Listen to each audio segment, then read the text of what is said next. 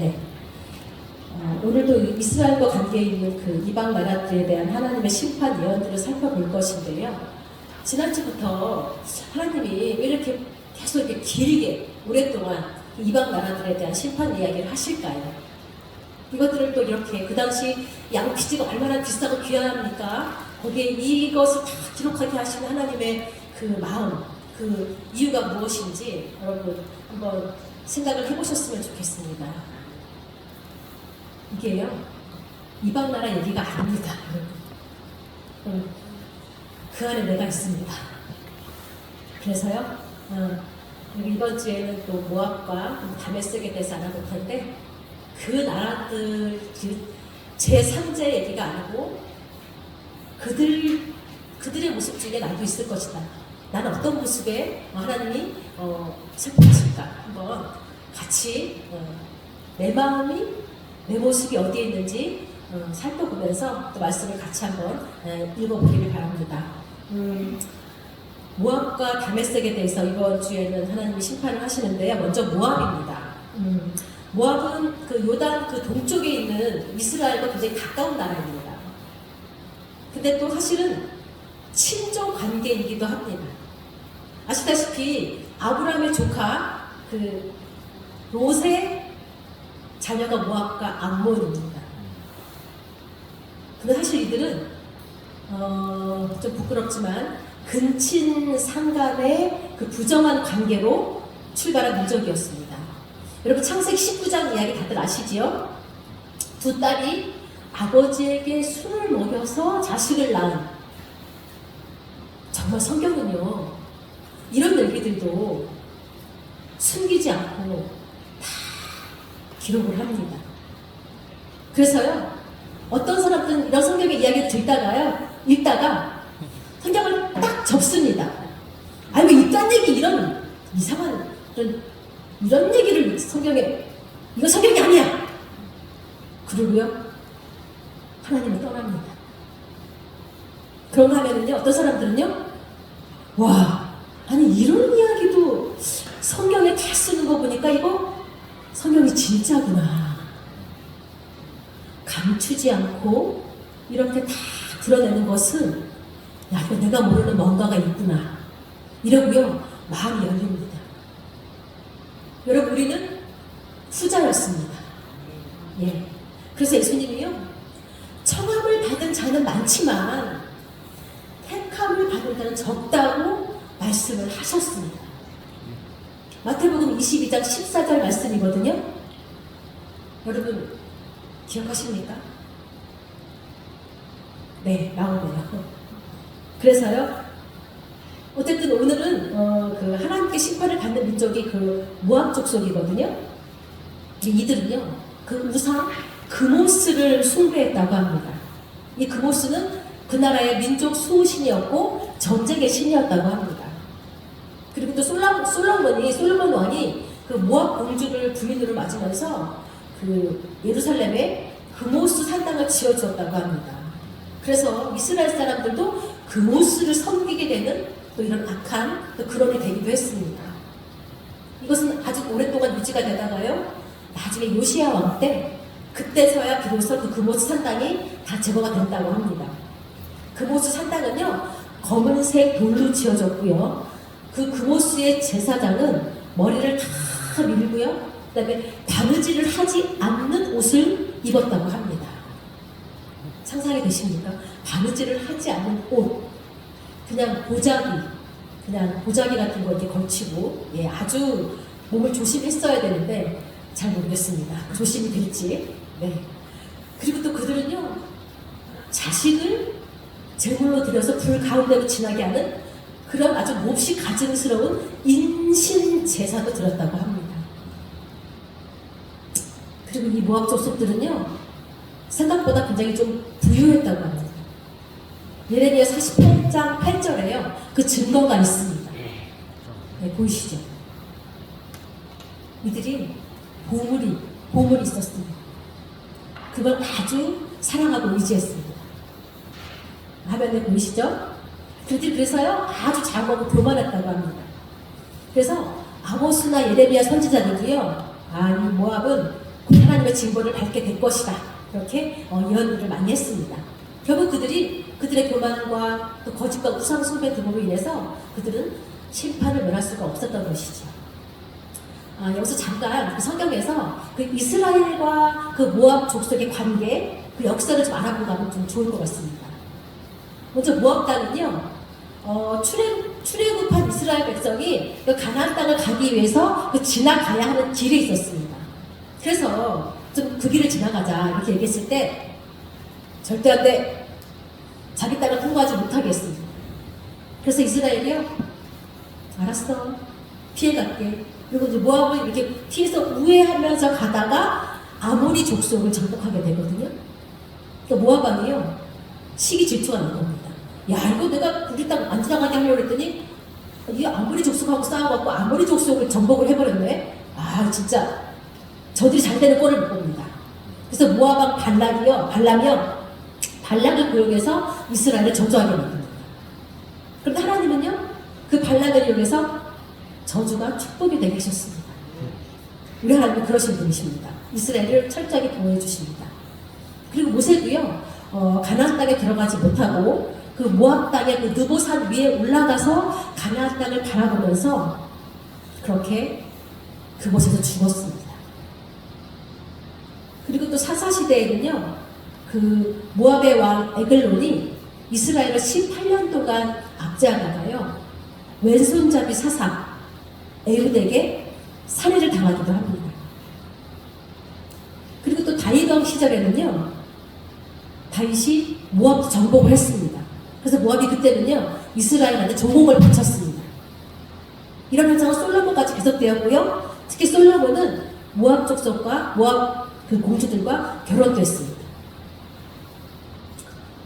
근데 또 이제 그 모압의 그 여호사밧, 그 모압은요, 그 이스라엘, 북이스라엘 그 군대요, 암몬하고 에돔 족속하고 동맹을 해봤고요, 유다도 공격하고요, 또 엘리사 선지자가 죽던 해에는 북이스라엘도 공격하고, 어쨌든 남유다와 북이스라엘에 조금만 혼란을 한다 싶으면 바로바로 쳐들어와서 아주 좀 괴롭혔던 그런 민족입니다. 그렇지만 이들도요, 다른 민족과 마찬가지로 큰 강대국인 아수르와 바벨론의 공격에서부터는요, 자유롭지 못했습니다. 결국 6세기 말에 그들은 바벨론으로부터 완전히 멸망을 당합니다. 자, 이제 15장 그 모압에 대한 경고를 한번 들어가 보도록 하겠습니다. 15장 1절, 상태가 아주 심각합니다. 알과 기르는요, 모압의 주요 도시입니다. 그러니까 이것이 말 그대로 뭐 하룻밤에 무너졌다기보다는요, 이렇게 견고하고 안전한 그 도시가 갑작스럽고 신속하게 타격이 가해졌다는 점을 지금 강조하고 있는 것입니다. 2절부터 9절까지는요, 모압의 피난민들의 그 피난 루트가 나옵니다. 디르, 디본, 르보, 메데바, 헤스본, 엘르알레, 야하스, 즉 북쪽에서 남쪽으로 이어지는 이 도시들이 함락되면서 이 모압은 종말을 맞이하게 되거든요. 그래서 이 난민들은요, 손에 쥘 수 있는 것은 무엇인지 움켜쥐고 자신들의 불행을 호복하면서 남쪽으로 이렇게 피난을 가고 있습니다.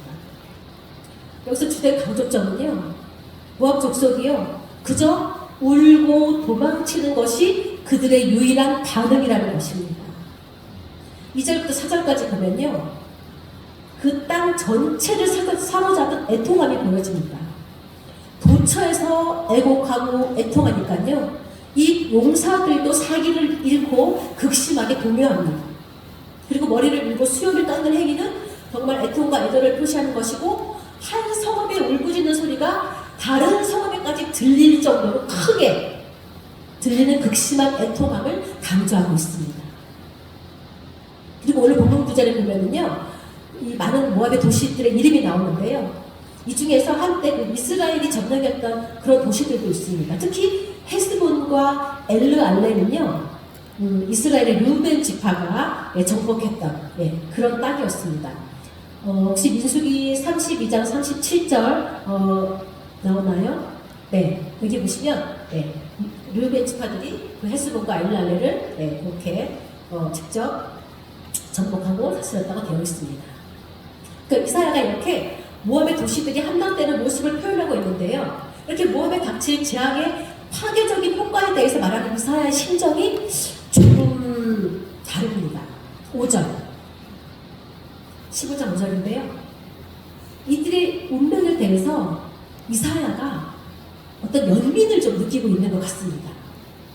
사실 다른 나라들의 심판에 대해서는 오히려 어떤 일종의 단호한 기쁨 뭐 이런 게 느껴지는데요. 모압에 대해서는 조금 다릅니다. 왜 그럴까요? 이유가 있는데요. 그 이유는 잠시 후에 살펴보도록 하겠습니다. 자, 이제 6절. 말라버린 물가와 말라 죽은 풀, 그 땅 전체의 전반적인 황폐화를 의미합니다. 6절이 의미하는 것은요, 이 피난민들의 무리가 너무 많아서 그곳의 물로는 그들과 그들이 끌고 온 그 짐승들도 감당할 수가 없는 것입니다. 그래서 그 결과가 7절입니다. 그러므로 사실 피난민들이요, 짐승도 버리고 짐도 최소한으로 줄여서 정말 생존에 필요한 필수적인 짐만 가지고 가야 하는데요. 이들의 모습은 어떻습니까? 그들이 8절이요. 그들이 얻은 재물과 쌓았던 것을 기필코 가지고 그 버드나무 시내를 건너갑니다. 그런데 불행하게도요, 그들의 재물과 그렇게 쌓았던 것들은요, 계속 간직하기가 어렵게 됩니다. 9절입니다. 이 9절은요, 공포의 절정을 이룹니다. 피에 피가 더해질 것이다. 사람들이 도망칠 수는 있지만 그 재앙을 피할 수 없음을 보여주고 있습니다. 즉 이사야는요, 이제 이렇게 도망치는 것이 머물러 있는 것보다 더 안전하지 않을 거라고 말하고 있습니다. 마지막 문장 4장을 보내리라. 이것은요, 아모스 선지자가 사자를 피하다가 곰을 만나는 이야기를 할 때 사용한 비유와 매우 비슷한 상황입니다. 아모스 5장 19절에 그 말씀이 나와 있습니다. 보이시죠? 즉 광야를 가로질러서 가면 원수의 소나기에서는 벗어날 수 있지만 먹이를 찾아 날뛰는 사자를 만나게 될 것이라는 겁니다. 뭐 피하려다가 뭐를 만나게 되죠? 참으로 그렇습니다. 우리는요, 내 자신의 노력으로는 우리의 안전을 확보할 수 없는 존재입니다. 인간이 이렇게 정말 미약하고 나약한 존재임을 우리는 알아야 됩니다. 우리는 죽음 앞에서 뿐만 아니라요, 정말 인간을 한 치 앞도 내일 일도 알 수 없는 그러한 존재라는 것입니다. 자, 이제 16장으로 넘어가겠습니다. 16장에서는요, 좀 더 구체적인 하나님의 계획이 나옵니다. 1절부터 5절까지가 어떻게 보면 이사야가요, 또 약간 민족주의적인 사관에서 그 예언을 하고 있는데요. 이것은요, 현재 이렇게 몰락해 가고 있는 모압이 살아남을 수 있는 방법이 하나 있는데, 그것은 바로 시온산에 계시는 하나님께로 돌아가는 것이다. 즉, 이 본문은요, 어떤 역사적인 시점에 대한 예언이라기보다는요, 이사야가 그가 원하는 나라, 그가 원하는 민족, 즉 이상적인 다윗 제국이 형성될 것을 기대하고, 그때 모압은 그런 다윗과 같은 성군에게 머리를 굽히고 들어가면 살 것이다, 이렇게 얘기를 하고 있는 겁니다. 이사야의 제안이고 이사야의 희망사항입니다. 왜냐하면 사실 이 당시 8세기에는요, 유다가 그렇게 모압의 의지처가 될 상황도 아니었고요, 자기 코가 석자였습니다. 그리고 그런 훌륭한 성군도 없었기 때문입니다. 자, 6절부터 12절까지는요, 모압의 심판받는 근거들이 나옵니다. 모압의 교만은요, 국제적으로 소문이 났다고 합니다. 그들의 오만스러움과 뻔뻔스러운 헛된 자랑이요, 바로 심판의 원인이었는데요. 이들이 그렇게 교만을 떨 수 있었던 이유가요, 바로 이 지역이 극상품 포도의 원산지였습니다. 모압 지역은요, 이 포도 농사를 통하여서 아주 큰 풍요를 누렸습니다. 극상품 포도와 포도주, 건포도떡, 이게 아주 국제적인 인기와 명성이 있었습니다. 그래서 이런 상품들은요, 바다를 건너서 야세, 또 저 번역 부족까지 수출이 되었어요. 그러니까 이들이 아주 그냥 어깨가 그냥 힘이 들어가갖고요, 그렇게 잘난 척을 많이 했습니다. 그런데요, 이런 모압의 포도 농사가 몰락하게 되었습니다. 바로 하나님의 심판 때문입니다. 그래서 그의 자랑이 헛되게 되었습니다. 사실 모압이나 그 밖에 어떤 나라가 다른 나라보다 더 우월하다고 주장하는 근거, 그것들이 대부분은 어떤 뭐 부와 그런 풍요들이 있는데요. 이런 것들은요, 하나님이 원하시면 하룻밤에도 다 사라질 수 있는 것들입니다. 그래서 우리도요, 혹시 우리가 남에게 없는 어떤 재력이 있거나 지능이 있거나 또 더 근면하거나 더 건강하거나 또 그로 인한 또 재물의 풍성함까지도요, 이런 모든 것들, 이런 모든 환경은 하나님께로부터 받은 선물입니다. 그래서요, 그저 감사한 마음으로 잘 받아서 누리고 또 나누며 살아야 되는 것이지, 여러분 결코 그것을 자랑해서는 안 되는 것입니다. 여러분 자랑했다가는요, 그 자랑이 헛된 것이 되기 때문입니다. 여러분 우리는 무엇을 자랑해야 됩니까? 사도 바울은요, 십자가 외에는 자랑할 것이 없다고 말씀하십니다. 여러분 갈라디아서 6장 14절에 정확하게 나왔습니다. 갈라디아서 6장 14절, 그러나 내게는 오직 예수 그리스도의 십자가 외에는 결코 자랑할 것이 없으니, 여러분 그렇습니다. 우리는요, 오직 예수, 오직 십자가만 자랑하시기 바랍니다. 교회 와서 자기 집 자랑하고 자기 자식 자랑하면 된다 안 된다? 절대 안 된다. 여러분 헛된 것 자랑하면요, 그 자랑하는 것이 헛되기 때문에 우리는 오직 예수님, 오직 십자가만 자랑하시기 바랍니다. 아멘. 알려주시기 바랍니다. 그래서 그의 자랑이 헛된 것을 알게 된 모압이요, 7절에서 통곡을 합니다. 그리고 9절에서 이사야도 눈물을 흘립니다. 역시 이사야가 왜 우는지, 이사야가 유독 다른 나라와 달리 모압의 멸망에 대해서는요, 아까 15장 5절에서도 그렇고요, 좀 다릅니다. 여러분 왜 그렇습니까? 여러분 이사야가 지금 계속 꿈꾸고 있는 나라가 어떤 나라입니까? 바로 다윗 제국입니다. 다윗 왕이 통치할 때 그때가 가장 안전하고 평화로웠던 시절이었습니다. 그래서요, 이스라엘 사람들은요, 지금도요, 3000년이 지난 지금도요, 당신이 가장 존경하는 인물이 누굽니까? 이렇게 물어보면요, 거의 대부분의 사람들이 다윗입니다. 다윗 왕입니다. 이렇게 얘기합니다. 그만큼 다윗은요, 이스라엘의 영웅이었습니다. 그런데 그 다윗이요, 그 다윗의 할머니가 누구입니까? 보아스와 결혼한, 여러분, 모압 여인 룻입니다.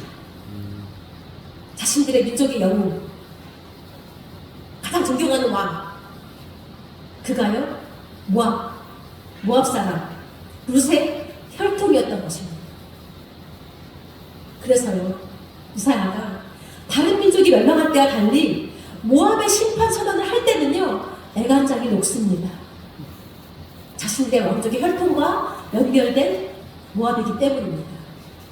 지금 형제 나라잖아요. 그러니까 더 전이 가고 더 신경이 쓰이는 겁니다.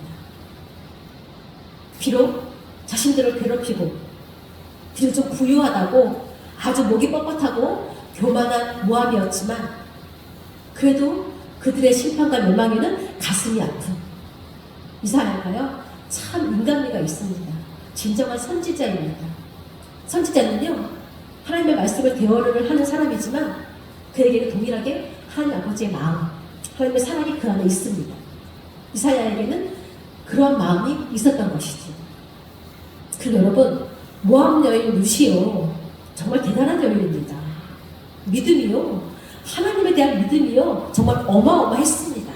오죽하면 남편이 죽고 시어머니가 야 이제 그만, 너 이제 친정으로 돌아가라, 이렇게 얘기했을 때 뭐라고 했습니까? 여러분 룻기 1장 16절, 너무 멋진 말입니다. 룻기 1장 16절이요. 보이시죠? 어머니의 하나님이 나의 하나님이 되시리니.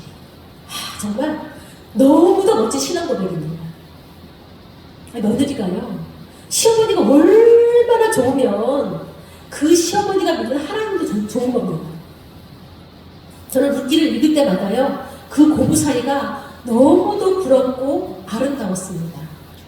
사실 저도 아들이 둘이 있기 때문에요, 룻기 읽을 때마다 이렇게 기도합니다. 하나님, 만약에 혹시 우리 집에 안 믿는 며느리가 들어온다고 해도 제가 그를 반대하거나 미워하지 않고 사랑하고 또 사랑해서 내가 믿는 하나님이 그도 좋아하지만 저 그런 착한 시어머니 되게 해주세요. 제가 계속 이런 기도합니다. 여러분도 혹시 아들 있는 분들은 이 기도 꼭 하시기 바랍니다. 자, 이제 10절입니다. 모압의 그 포도 농사가 얼마나 거대했는지요. 수확할 때가 되면 그때는 마을 주민 전체가 마을에서 나와서 그 포도원의 임시 거처에서 살면서 그 수확의 기쁨과 즐거움을 누리는 축제를 했습니다. 그런데 이제 그 모압의 포도나무가 꺾이고 시들어서 수확할 것도 없고 사람들의 기쁨의 소리도 없어지게 됩니다. 11절. 그래서 이사야가요 다시 한번 그런 모압의 비참함에 대해서 함께 아파합니다. 그리고 12절. 이제 모압은요 그들이 그렇게 믿었던 그 종교 그 모습도요 아무런 도움이 되지 못합니다. 오히려 피곤하고 헛될 뿐이라고 말씀하고 있습니다.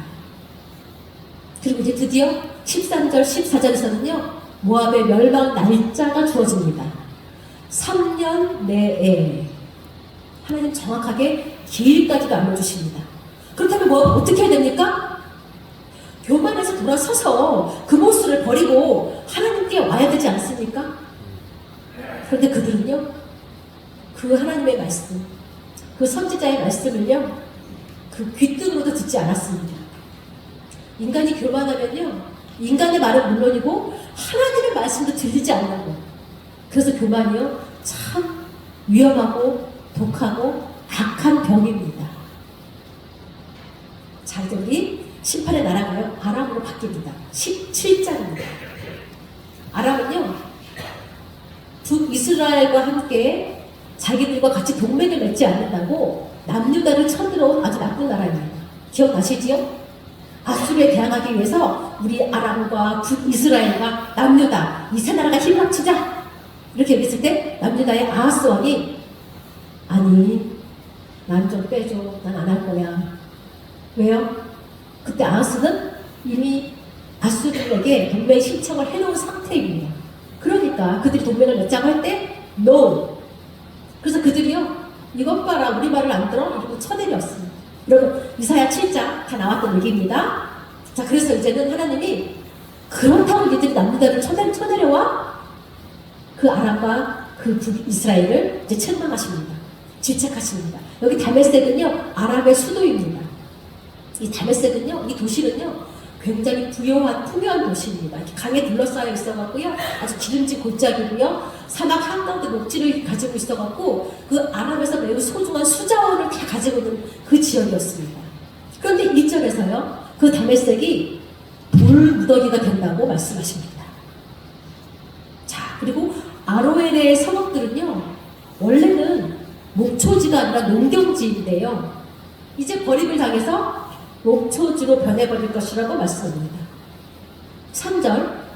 여기서 에브라임은 북이스라엘을 상징합니다. 북이스라엘과 아람이요 서로 동맹으로 연결되었듯이 그 운명도 이제 연결되어 있음을 보여주고 있습니다. 둘 다 몰락으로 나아가고 있습니다. 북이스라엘은요 즉 에브라임은 자신들을 보호할 능력, 요새를 잃어버리게 되고 아람은요 이웃 나라들을 통치할 권세를 잃게 될 것입니다. 이것이 다 이스라엘의 영광이 사라질 것과 같다고 주님이 말씀하고 계십니다. 자, 4절부터 12절까지는요 그날에 라는 말이 3번이나 나옵니다.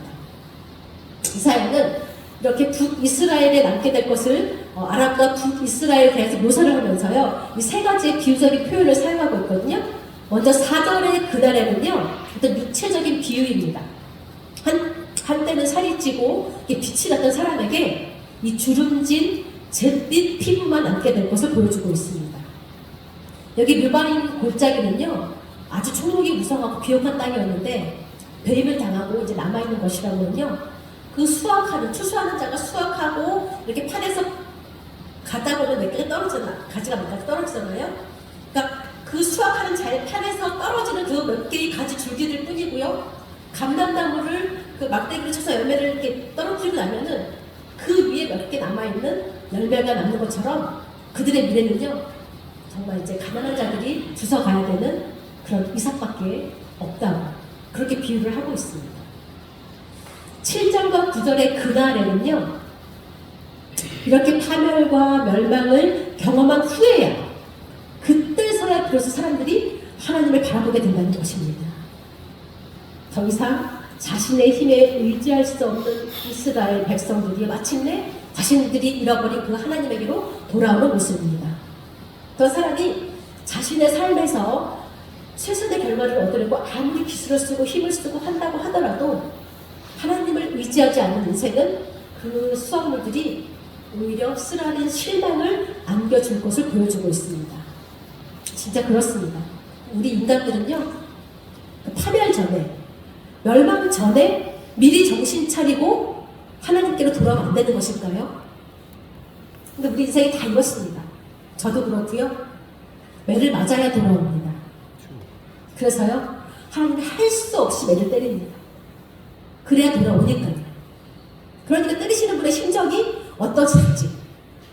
그래서 12절 이하에 하나님의 슬픔이 나옵니다. 10절 이하부터는요, 시온, 유다를 침략하고 도발하는 열방들의 그 비참한 운명에 대해서 서술하고 있거든요. 먼저 하나님이 슬퍼하십니다. 우리의 모습입니다. 하나님의 백성이 하나님을 온전히 신뢰하고 사랑하지 못하여서 파멸하는 모습이 너무도 속상하십니다. 그런데 하나님의 백성은 그래도 결국은 하나님의 보호를 받습니다. 오히려 유다를 침략하려고 요란한 파도 소리 같이 시끄러운 굉음을 내며 오는 이들은요, 보기에는 무섭고 무자비해 보이지만 우리 하나님께서 꾸짖으시면 그들은 겨와 티끌처럼 도망갈 것입니다. 여러분, 겨와 티끌은요, 둘 다 생명이 없습니다. 둘 다 자기 밖에 어떤 힘에 밀려서 떠밀리는 존재들입니다. 아무 의미가 없는 것들입니다. 그래서요, 하나님이 도우시면 저녁에 두려움을 당하는가 싶더니 아침 전에 그 두려움의 실체가 사라지는 것입니다. 이것은요, 나중에 이사야 37절에 그 아수르의 사내의 군사 18만 5천 명이 전멸된 것과 같은 모습입니다. 바로 이렇게 하나님의 백성들을 약탈하려고 하는 자의 운명이 비참해진다는 것을 잘 보여주고 있습니다. 이것은요, 또한 하나님이 그 시온, 유다에 대한 사랑과 애착, 그리고 약속을 지키시는 모습으로 보여지고 있습니다. 자, 이제 결론입니다. 지금 이 시대 8세기는요, 정말 외롭게 떠있는 한 척의 배를 향하여서 거대한 쓰나미 같은 파도가 몰려오는 상황입니다. 바로 남유다의 상황이 그런 것이죠. 그런데요, 이사야는 임마누엘에 대한 확신으로 이러한 위기 속에서도 하나님께서 친히 열국의 침략군들을 흩으시고 하나님의 백성을 건져주실 것을 확신했습니다. 왜냐하면 이사야에게는요, 이 세 가지의 신앙 원칙이 있었습니다. 먼저, 하나님이 유다도 다스리시지만 하나님은 세계 역사의 주관자이시다. 이런 원칙이 있었습니다. 그래서 시온, 남유다는 그분의 통치를 받고 있고 그분으로부터 반드시 보호를 받을 것이다.